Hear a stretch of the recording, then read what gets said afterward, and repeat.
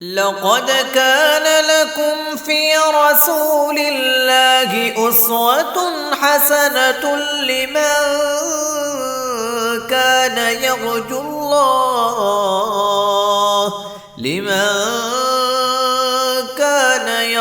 الله واليوم الآخر وذكر الله كثيرا. نحمده ونصلي على رسوله الكريم. اما بعد، صحیح البخاری کتاب الصلاۃ حدیث نمبر 349. حدیث نمبر 349 کا کچھ حصہ گزشتہ درس میں ہو چکا تھا. وقت کی قلت کی وجہ سے کچھ حصہ اس کا باقی ہے. آج اس درس میں وہ حصہ بیان ہوگا. قال ابن شہاب فاخبرن ابن حزم. ابن شہاب سے مراد امام زہری ہے. وہ فرماتے ہیں کہ مجھے خبر دی ابن حزم نے کہ ان ابن عباس و ابا حبۃ الانصاریہ کانا یقولان، کہ ابن عباس اور حبہ انصاری وہ دونوں فرماتے ہیں قال النبی صلی اللہ علیہ وسلم، نبی صلی اللہ علیہ وآلہ وسلم نے فرمایا. گزشتہ واقعہ پیچھے والے حصے میں بیان ہوا ہے، تو مزید ابن شہاب نے جو ابن حزم سے بیان کیا ہے وہ کچھ زائد الفاظ تھے، وہ حصہ بیان کر رہے ہیں. آپ نے فرمایا کہ ثم اورج بی، پھر مجھے اوپر لے جایا گیا، حتی ظہرت لمستون، یہاں تک میں چڑھا ایک ہموار اور بلند جگہ پر. مستون ہموار اور بلند جگہ، وہ کون سی جگہ تھی یہ اللہ ہی بہتر جانتا ہے، کہ بہت بلندی اور بہت شان اور اعلیٰ مقام والی جگہ.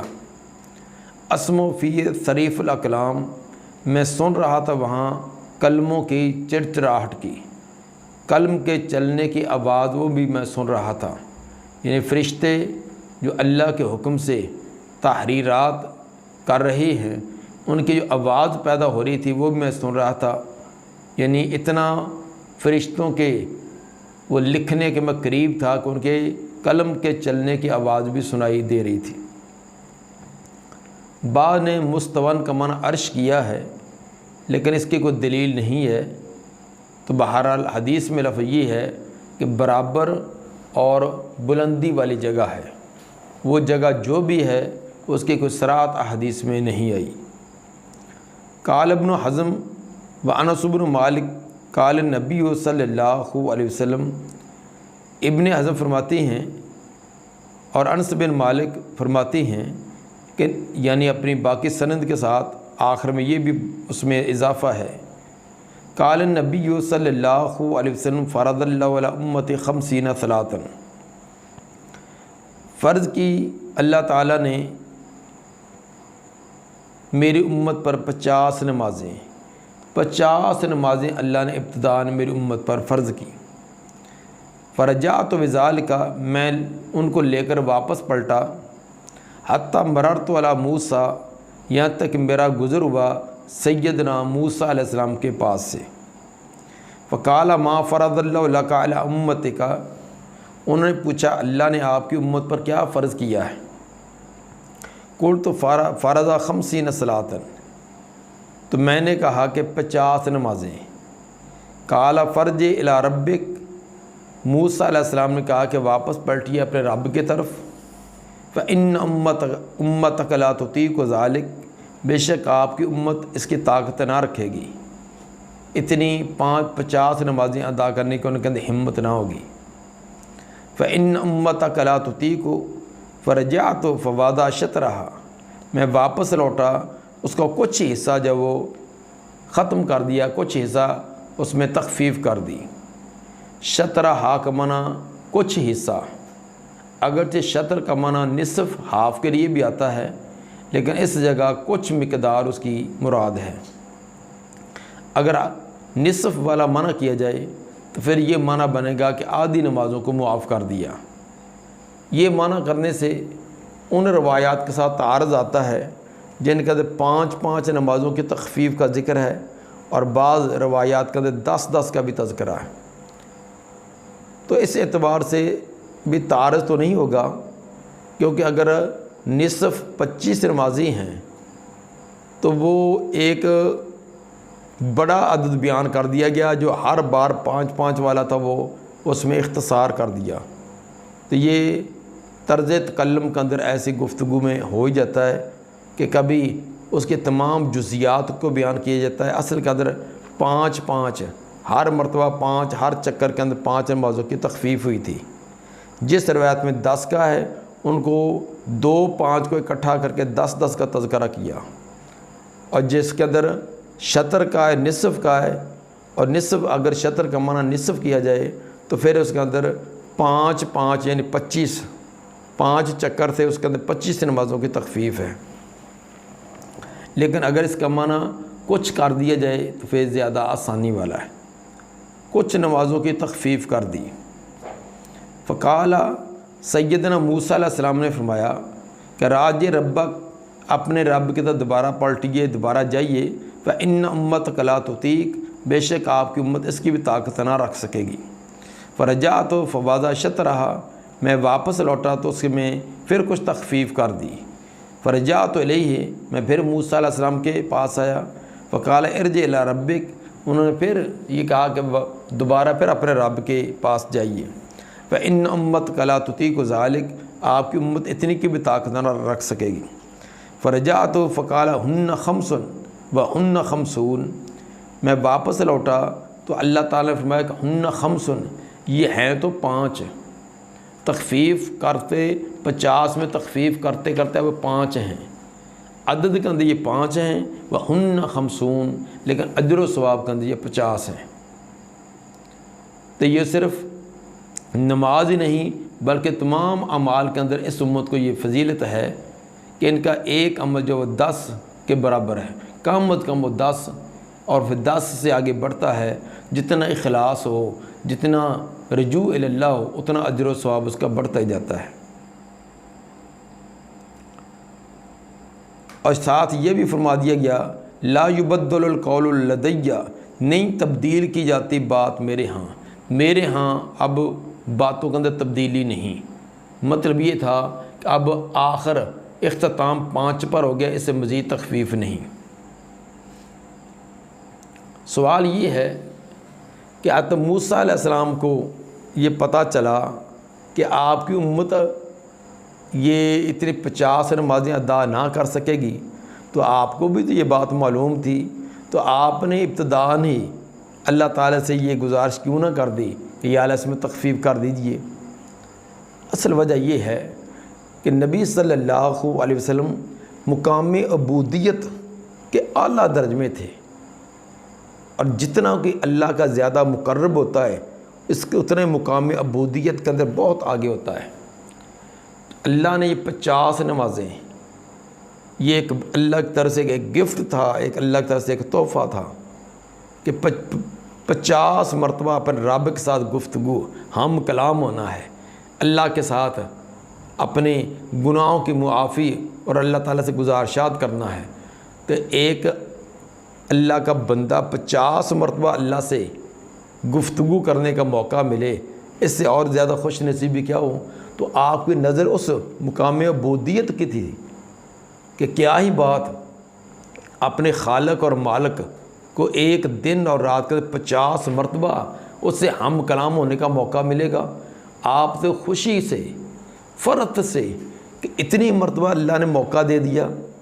یہ تو جب کسی کے ساتھ انتہا درجے کی عقیدت محبت لگی ہو، دلی محبت ہو، دلی رجحان ہو، تو پھر اس کے ساتھ ملاقات اور گفتگو کی جو لذت آتی ہے وہ بیان سے باہر ہے۔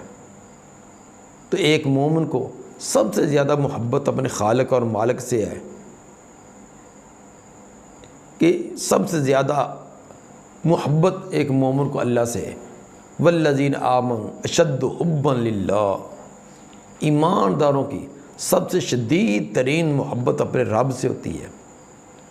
آپ تو اس خوشی میں کہ 50 مرتبہ اللہ نے ہمیں یہ موقع دے دیا کہ ہم اللہ سے گفتگو کیا کریں گے، اس سے ہم کلام ہوں گے، اپنی غلطیوں کی معافی طلب کریں گے، درجات کی بلندی کا سوال کریں گے۔ آپ کی نظر تھی اس طرف۔ موسیٰ علیہ السلام انہوں نے توجہ دوسری طرف دلائی کہ یہ ایک واقعی بڑی شرف اور عزت کہ اللہ نے اعلیٰ مقام دے دیا، کہ 50 مرتبہ اللہ نے یہ موقع دے دیا، لیکن دوسری طرف اپنی امت کی ان کی کمزوری کو بھی مد نظر رکھیں، کیا وہ یہ کام کر سکیں گے؟ تو اس لیے بار بار یہ آپ کو اللہ کے دربار میں حاضر ہو کو اس کے اندر تخفیف کا مطالبہ کرنا پڑا۔ فقالا راج ربک، موسیٰ علیہ السلام نے آخری مرتبہ کہا کہ ایک چکر اور لگا دیجئے۔ فقول، تو میں نے کہا کہ استحییت من ربی، اب مجھے اپنے رب کے پاس جانے سے حیا آتا ہے۔ اب بار بار 50 سے 50 رہ گئے، ابھی میں جاؤں، اب اس میں اور تخفیف کی کیا ضرورت ہے؟ نبی صلی اللہ علیہ وسلم تو 5 پر ہی کہ اب سے اس سے مزید تخفیف مناسب نہیں ہے، لیکن امت طرح طرح کے مشورے یہ دیتے ہیں کہ اگر ایک چکر لگا ہی لیتے تو چلو کام صاف ہی ہو جاتا۔ تو یہ کتنی غلط بات ہے کہ اللہ سے تعلق کرنے سے بھی ہم گریزاں ہوں۔ اس کے اندر تو بڑی خوشی کے ساتھ، کبھی محبت اور عقیدت کے ساتھ اپنے رب کے دربار میں پیش ہونا چاہیے۔ چونکہ آپ کو ایک تو 50 سے 5 رہ گئی ہیں، پھر ساتھ اللہ کی طرف سے یہ بھی حکم جاری ہو گیا تھا لا یبدل القول لدی، آپ کو یقین ہو چکا تھا 5 کے اندر مزید تبدیلی نہیں، اس لیے آپ نے فرمایا تھا کہ استحییت من ربی، اب رب کے پاس جاتے مجھے حیا آتا ہے۔ ثم انطلق بی حتی انتہا بی الی سدرۃ المنتہا، پھر وہ مجھے لے کر چلے، جبریل علیہ السلام مجھے لے کر چلے یہاں تک کہ پہنچے سدرۃ المنتہا۔ سدرہ بیری کو کہتے ہیں، منتہا آخری انتہا جس سے آگے مخلوق نہیں جا سکتی۔ تو 7ویں آسمان پر ایک بیری کا درخت، اس کی کیا ہی کیفیت ہے یہ تو اللہ ہی جانتا ہے۔ تو وہ ایک انتہائی حد ہے، اس سے آگے مخلوق کا جانا رکاوٹ ہے، وہاں تک پہنچے۔ وغاشیہ الوان لا ادری ما ہی، ڈانپ رہے تھے اس کو رنگا رنگ چیزیں جن کو میں نہیں جانتا کہ وہ کیا چیز تھی۔ سونے کے پتنگے، تتلیاں، چھوٹے چھوٹے خوبصورت پتنگے جو ہیں یہ سونے اور چاندی کے، اس طرح کے اور ان کی خوبصورتی حسن وہ بیان سے باہر، وہ اس کے اوپر چہچہا رہے تھے۔ اب اس درخت کی کیفیت کیا ہوگی، اس کے شاخوں کی، پتوں کی اور اس کے پھل کی کیفیت کیا ہوگی، وہ بیان سے باہر ہے۔ ثم ادخلت الجنہ، پھر مجھے جنت میں داخل کیا گیا۔ فاذا فیہا حبائل اللؤلؤ، تو دیکھا میں نے اس کے اندر موتیوں کے خیمے، ایک ایک موتی اس کا خیمہ، کتنا بڑا خیمہ، اس کی 70 میل تک اس کی لمبائی ہے، اس کی چوڑائی ہے، اتنے ایک ایک موتی کے خیمے۔ وَإِذَا تُرَابُهَا الْمِسْكُ، اور اس کی جو مٹی تھی وہ کستوری کی، جنت کی جو مٹی تھی وہ کستوری کی طرح اس کے اندر خوشبو اور مہک تھی۔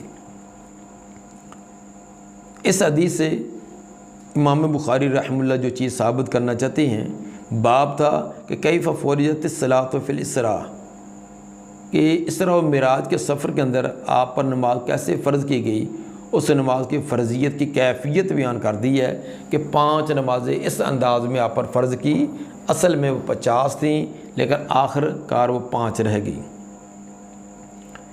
حافظ ابن حجر رحمہ اللہ نے فتح الباری جلد 7 صفحہ 270 پر اس کی توجیہ بیان کی ہے کہ معراج کی رات یہ نماز جیسا عظیم تحفہ آپ کو دیا گیا، اس میں کیا حکمت تھی۔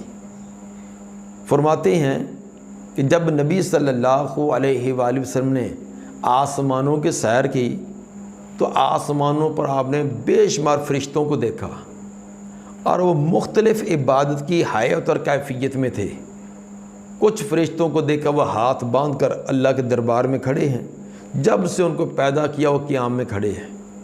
کچھ فرشتوں کو دیکھا جب سے پیدا کیا وہ رکوع میں جھکے ہوئے ہیں، بعض کو دیکھا وہ سجدے میں پڑے ہوئے ہیں، بعض کو تشہد کے اندر بیٹھے ہوئے۔ تو نبی صلی اللہ علیہ وسلم کو فرشتوں کی یہ عبادت کرنے کی حیات اور کیفیت بڑی پسند آئی۔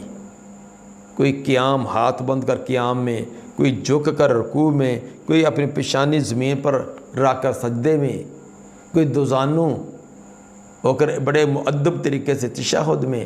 تو یہ فرشتوں کی مختلف حیات اور کیفیات عبادت کی آپ کو بڑی پسند آئی۔ تو جب آپ کو یہ تمام حیاتیں پسند آئی تو اللہ نے آپ کو پھر وہ عبادت دی جس کے اندر یہ تمام کی تمام چیزیں آ جاتی ہیں، وہ نماز کے اندر قیام بھی، رکوع بھی، سجدہ بھی، تشہد بھی۔ گویا کہ فرشتوں کی جو تمام عبادت کی کیفیات تھیں جو آپ کو بڑی پسند آئی، ان تمام کا مجموعہ نماز کی شکل میں اللہ تعالی نے آپ کو عطا کیا۔ صحیح مسلم کی حدیث نمبر 431 کے اندر اس بات کا تذکرہ ہے کہ معراج کی رات آپ کو 3 تحفے دیے گئے تھے، 5 نمازیں، سورہ بقرہ کی آخری 2 آیات آمن رسول سے لے کر آخر تک، اور تیسری بات کہ اس امت کے ہر فرد کہ ہر گناہ کو معاف کر دیا جائے گا بشرط یہ کہ شرک نہ ہو۔ مشرک کو معافی نہیں ہے، مشرک کے علاوہ کوئی بھی ہے اس کے گناہ کو اللہ تعالیٰ معاف فرما دے گا۔ یہ بھی اس امت کا ایک خاص ایک خوبی اور اس امت کو خاص ایک انعام دیا گیا کہ ان کے گناہوں کی آخر کار معافی ہے سوائے شرک کے۔ وہ اللہ کی مرضی کہ دوسرے جو گناہ ہیں وہ سزا دے کر معاف کرے یا بغیر سزا کے، اس کو کوئی پوچھنے والا نہیں۔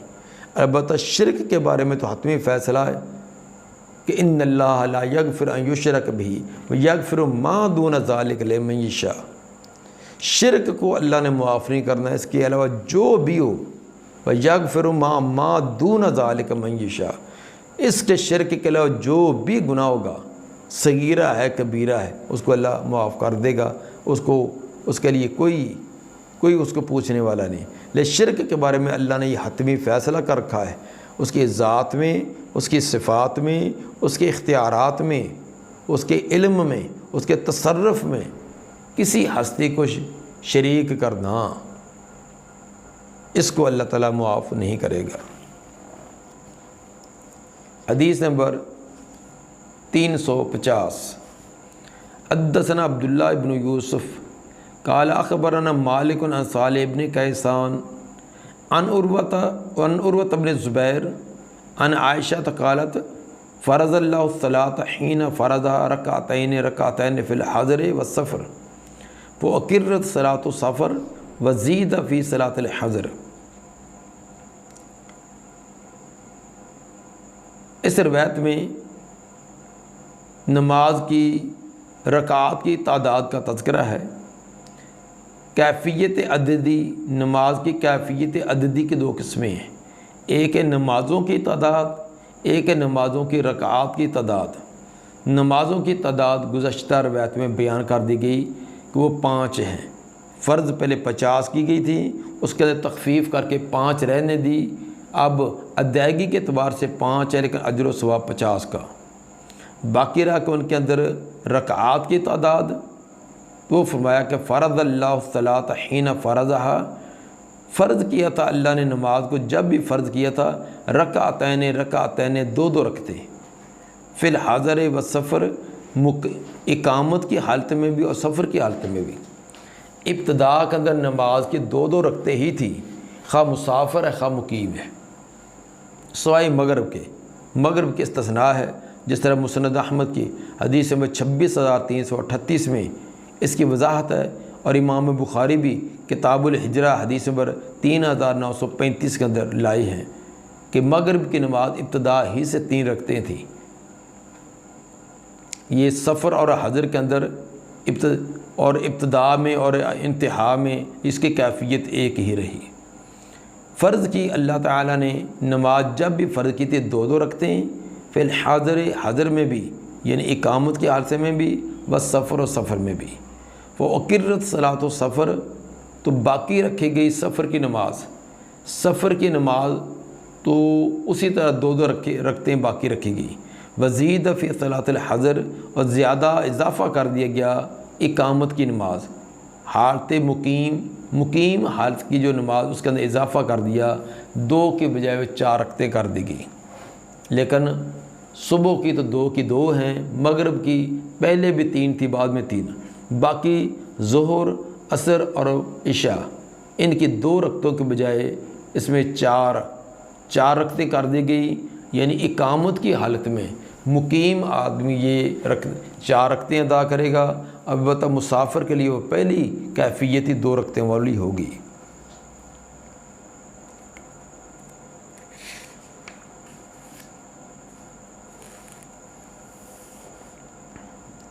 باب وجوب الصلاۃ فی الثیاب، دوسرا باب ہے کہ نماز واجب ہے کپڑوں میں، کپڑوں کے ساتھ کپڑوں کے اندر نماز ادا کرنا یہ لازم ہے، برہنہ حالت میں، خواہ انسان تنہائی میں ہو یا دوسروں کی موجودگی میں ہو، اپنے عورے کا ڈھانپنا یہ فرض ہے، لازم ہے۔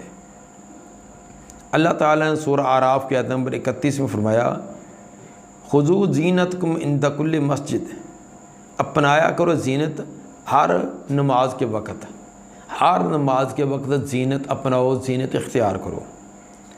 زینت سے مراد ستر عورہ ہے جو نماز کے علاوہ بھی فرض ہے، حتیٰ کہ اندھیرے میں بھی اکیلا آدمی برہنہ حالت میں ننگی ہاتھ میں نماز پڑھنا اس کے لیے جائز نہیں ہے۔ نبی صلی اللہ علیہ وسلم یا صحابہ سے نماز کے وقت باقی دیگر خوبصورتی اختیار کرنا کہ نماز کے وقت خوبصورت کپڑے، خوبصورت کیفیت اور حیت بنانا یہ الگ سے ثابت نہیں ہے، ہاں البتہ جمعہ اور عیدین کے لیے ثابت ہے۔ جمعے کے دن اور عید کی نماز کے لیے آپ اچھا لباس، خوبصورت لباس اور خوشبو وغیرہ اور دیگر جو حسن والی کیفیات ہوتی ہیں وہ اختیار کرتے۔ ہر نماز کے لیے ٹیپ ٹاپ کرنا، کنگھی کرنا، باقی اور چیزیں کرنا یہ نبی سے، یہ صحابہ سے ثابت نہیں ہے، جس طرح کہ بعض لوگوں نے خذوا زینتکم عند کل مسجد سے یہ معنی لیا کہ زینت اختیار کرو، تیل شیل لگاؤ، کہ پاؤڈر شاؤڈر لگانا، میک اپ کرنا، خوبصورت بننا، تو یہ خوبصورتی اختیار کرنا یہ ایک الگ چیز ہے، ورنہ یہ خذوا زینتکم عند کل مسجد کے زمرے کے اندر اس کو لانا یہ درست نہیں ہے، اس سے مراد عورے کا ڈھانپنا ہے۔